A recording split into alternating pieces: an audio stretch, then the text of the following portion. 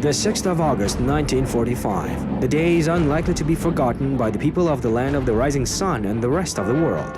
On this day in Japan, they honor the memory of the victims of the atomic bombing of Hiroshima. 72 years have passed. Little Boy, that was the code name of the bomb that incinerated everything around in a split second. 3 days later, another atomic bomb was dropped, this time on Nagasaki. More than 450,000 people became victims of the two bombings. The cities resembled a cauldron with boiling tar where innocent people burned alive. Decades have passed, but history has captured the tragedy of the war. It's a reminder of a reckless game with an incredible force of nuclear weapons. The tragedy of other people thousands of miles away from Hiroshima and Nagasaki should be remembered too. A few years later, the Soviet Union made its own nuclear bomb, and the decision was made to test its power in the Kazakh steppe. At the junction of the East Kazakhstan, Pavlodar and Karaganda regions, one of the world's largest nuclear test sites, Semipalatinsk, was created. On August 29, 1949, the Soviets conducted their first nuclear weapons test here, and there were 456 more in the next 40 years. For the record, the total power of nuclear charges tested over these years was 2,500 times higher than the power of the atomic bomb dropped on Hiroshima. Radioactive fallout spread over more than 300,000 square kilometers, inhabited by approximately 2 million people. As a result, the Semipalatinsk region became a zone of ecological disaster. Great damage was done to the health of the local population. Up to 1.5 million inhabitants of the region were exposed to radiation. Reservoirs and pastures were polluted. Cases of cancer and cardiovascular diseases became more frequent among the population living near the polygon. The death rate increased, more children with congenital defects were born. The tragedy reached a great scale and the public could not turn a blind eye to it. In 1989, the Nevada Semi International Anti-Nuclear Movement was established. The organization's goal was to close the Semipalatinsk as well as other nuclear test sites around the world. Olja Suleimanov, a poet and a public figure, was the leader of the movement. Mass protests prevented 11 out of 18 explosions that were planned at the Semipalatinsk test site at the time. The movement received the support from Kazakhstan's leader, Nursultan Nazarbayev. As a result, on August 29, 1991, he issued a historic decree on closing the Semipalatinsk test site. The head of Kazakhstan, which was then part of the Soviet Union, made an unprecedented historic act by making a unilateral decision to close the polygon used by the military of the largest nuclear power in the world. Moreover, when the Soviet Union collapsed, the young sovereign Kazakhstan inherited the world's fourth largest nuclear arsenal. Once again, the president of the newly independent state made the only right decision, as the country voluntarily renounced its nuclear weapons. Thus, Kazakhstan set an example in nuclear safety and arms reduction for the whole world. This was despite the fact that the Kazakh president received many alternative proposals. For instance, in 1992, the former Libyan leader Muammar Gaddafi suggested that Nazarbayev should leave the nuclear arsenal in Kazakhstan so that, in his words, the Muslim world also owned a nuclear bomb. If Nazarbayev agreed, Gaddafi promised billions of dollars for the storage and maintenance of the arsenal. However, the Kazakh president, as a true statesman, was guided by strategic considerations and not the opportunism. Thus, the president of Kazakhstan resolutely adhered to the policy of non-proliferation. For instance, in 1992, the country began to implement the Cooperative Threat Reduction Program, also known as the Non-Lugar Program. It was a vivid example of the successful multilateral cooperation in the field of disarmament with the direct participation of the two nuclear superpowers, Russia and the United States, as well as three now non-nuclear states, Kazakhstan, Ukraine, and Belarus. The program resulted in projects implemented to destroy the infrastructure and facilities for the production and storage of nuclear, chemical, and biological weapons. In 1993, the Kazakh Supreme Council ratified the Treaty on the Non-Proliferation of Nuclear Weapons.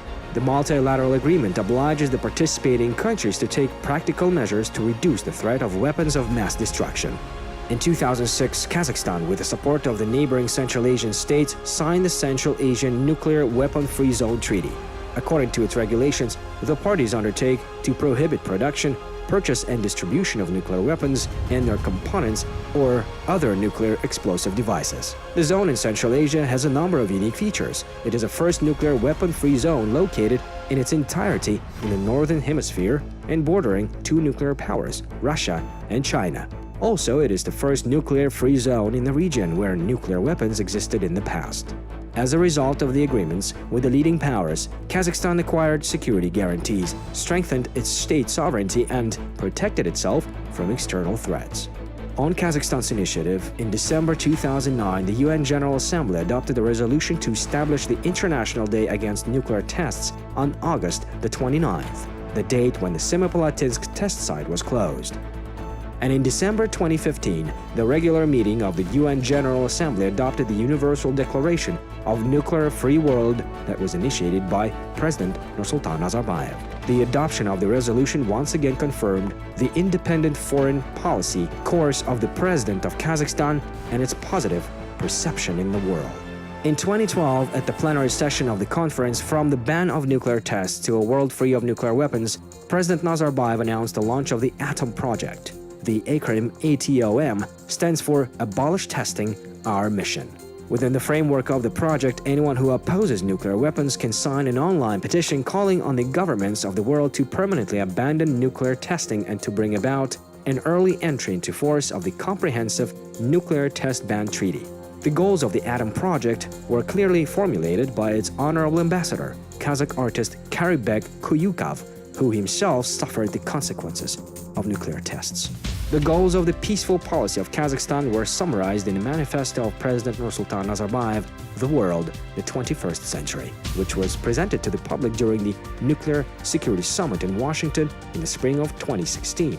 The document is a fundamentally new global anti-nuclear and anti-war platform for long-term action.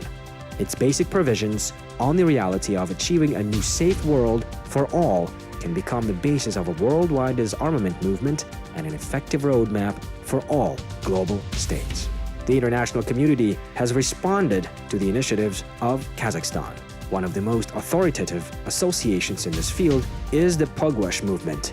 The international non-governmental organization unites scientists, political and public figures for peace, disarmament, security, and scientific cooperation.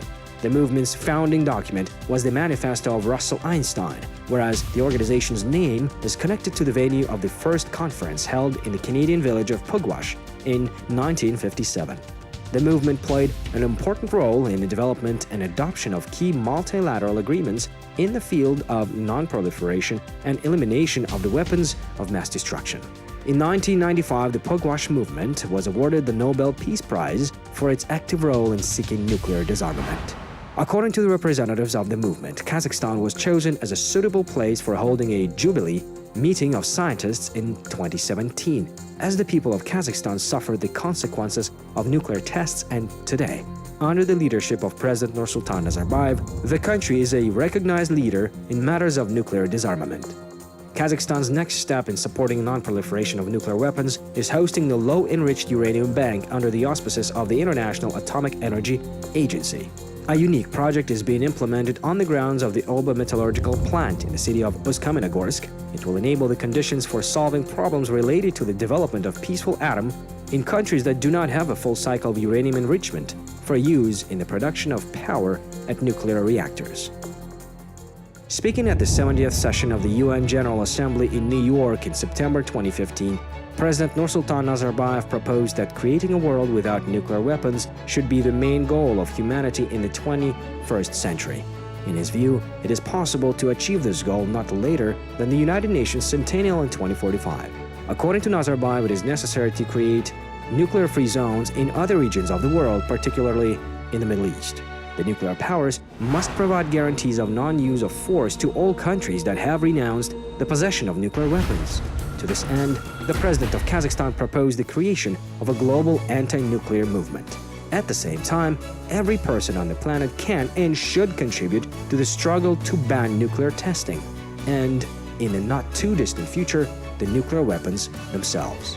Surely, this is a very noble goal, a goal that deserves everyone's support.